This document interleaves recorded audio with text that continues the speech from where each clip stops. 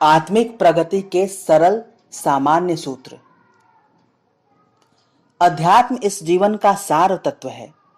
संसार समाज की तमाम उपलब्धियों के बाद भी जीवन में जो खाली स्थान रह जाता है, उसकी पूर्ति अध्यात्म करता है। अपने जीवन के परम विकास की ओर अग्रसर चेतना का यह सहज सोपान है। प्रकृति के नियमों के अंतर्गत सृष्टि का हर घटक, हर प्राणी पूर्णता के पथ पर अग्रसर है, लेकिन मनुष्य को ही यह विशेषता मिली है कि वह अपने सचेतन प्रयास के आधार पर आत्मिक प्रगति को त्वरित कर सकता है।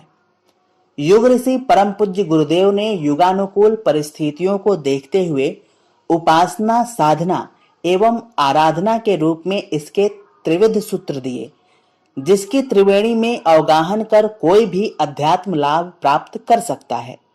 प्रस्तुत हैं यहाँ इस पथ के कुछ व्यवहारिक सूत्र जो अध्यात्म पथ की यात्रा को और सरल, सहज एवं प्रभावी बनाते हैं।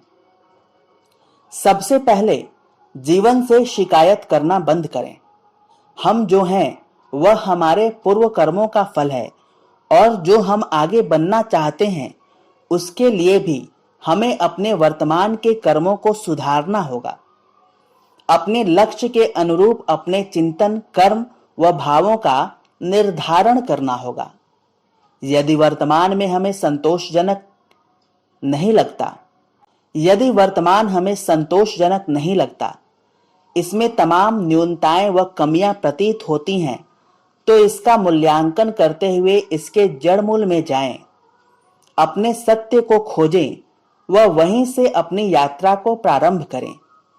अपनी प्रकृति स्वभाव के अनुकूल निश्चित पथ का अनुगम करें। सबकी प्रकृति अलग होती है। कोई कर्म प्रधान होता है तो कोई ज्ञान प्रधान, और कोई भाव प्रधान होता है तो कोई ध्यान प्रधान, तथा कोई इनमें से भिन्न भिन्न भावों का मिश्रण। सद्गुरु के सानिध्य में उनके जीवन से निस्सृत प्रकाश के आलोक में जीवन की यह राह सूझती है, प्रकाशित होती है। जितना सत्य प्रत्यक्ष हो जाए उस पर अडिग रहें। शनः शनः मार्ग में आगे बढ़ते हुए अधिक प्रकाश प्रकट होने लगेगा। इस तरह क्रमिक रूप में, दैनिक रूप में संयम, स्वाध्याय, साधना व सेवा के मार्ग पर चलते हुए आत्मिक विकास के पथ पर उत्तरोत्तर बढ़ते जाएं। इसमें अपने आहार विहार पर विशेष ध्यान रखें, क्योंकि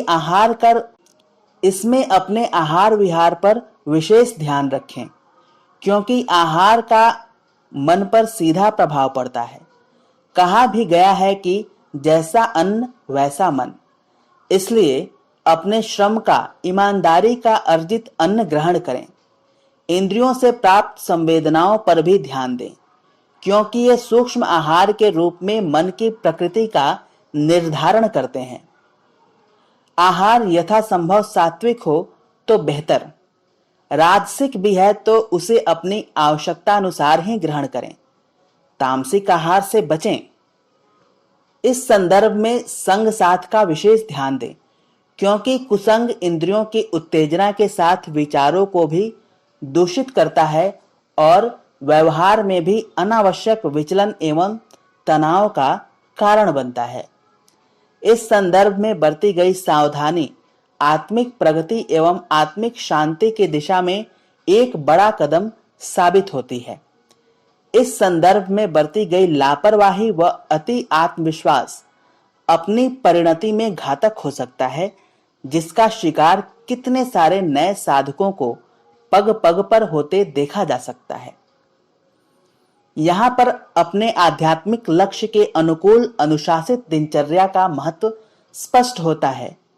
इसके साथ अपने कर्तव्य पालन पर विशेष ध्यान दें। ऐसा कोई अध्यात्म पथ नहीं जो व्यक्ति या समाज को कर्तव्य से विमुख होना सिखाता हो। स्वाभाविक रूप में विकसित वैराग्य के शिखर पर गृह त्याग, संसार त्याग की बात दूसरी, जो एक विरल घटना रहती है। सामान्यतः व्यक्ति धीरे धीरे वैराग्य को प्राप्त होता है। अपने कर्तव्य कर्मों का निष्ठा के साथ पालन करते हुए जीवन के संघर्षों के बीच तपता हुआ क्रमिक रूप में ही वैराग्य पनपता है, विवेक दृष्टि जागृत होती है। जब तक यह परिपक्व न हो, पूर्ण रूप से सांसारिक कर्तव्यों का त्याग संभव नहीं होता। शमशान वैराग्य के चलते कितने सारे लोगों को ऐसा करते देखा जाता है, लेकिन देर सबेर इनको अपनी भूल समझ आ जाती है। अपने परिवेश के साथ सामंजस्य इसी का एक महत्वपूर्ण घटक है। अपने कर्तव्यों का पालन करते हुए यह सहज स्वाभाविक रूप से संभव होता है। हमारे हर कार्य प्रायः स्वार्थ प्रेरित, अहम केंद्रित होते हैं। जीवन के इस संकुचन से बाहर निकलने का शुभारंभ हम एक ऐसे कर्म से कर सकते हैं जिसमें अपना कोई स्वार्थ न हो, जो विशुद्ध रूप में परमार्थ भाव से युक्त हो। यह अपने गली मोहल्ले में सफाई से लेकर किसी जरूरतमंद की सेवा शुश्रूषा व लोकहित के किसी सेवा कार्य के रूप में हो सकता है। गायत्री परिवार में समय दान अंशदान के रूप में ऐसा संयोग सहज रूप में उपलब्ध रहता है। अपने सत्य, अपने इष्ट आराध्य एवं सद्गुरु के प्रति उत्कट प्रेम अध्यात्म पथ का केंद्रीय तत्व है। शाब्दिक रूप में ये अलग अलग तत्व प्रतीत हो सकते हैं, किंतु तत्वतः ये सब एक ही सत्य की भिन्न भिन्न अभिव्यक्तियां हैं। इस आधार पर साधना आराधना का न्यूनतम कार्यक्रम सहज रूप में संपन्न हो जाता है। इसके साथ उपासना का सघन पूट अध्यात्म पथ को एक नया आयाम दे जाता है। इसके लिए निश्चित स्थान व समय को निर्धारित किया जा सकता है। बाहर का एकांत, शांत एवं सात्विक वातावरण इसमें बहुत सहायक रहता है। यदि ऐसा कुछ उपलब्ध न हो तो आंतरिक एकांत का अभ्यास किया जा सकता है। गायत्री महामंत्र के जप के साथ उगते सूर्य सविता का ध्यान, उसके मध्य अपनी भावना श्रद्धा के अनुरूप अपने गुरु इष्ट की छवि का निर्धारण उपासना के प्रयोजन को पूरा करता है। उदित होते सूर्य के प्रकाश में अपने स्थूल सूक्ष्म एवं कारण शरीर के परिष्कार तथा सशक्तिकरण का भाव और भी ज्यादा प्रगाढ़ किया जाता है। इसके बढ़ते क्रम में ध्यान की अगली कक्षाओं में पंचकोशों व षट चक्रों पर ध्यान धारणा के प्रयोग किए जा सकते हैं। इस सब के साथ मन की चाल को भी समझें।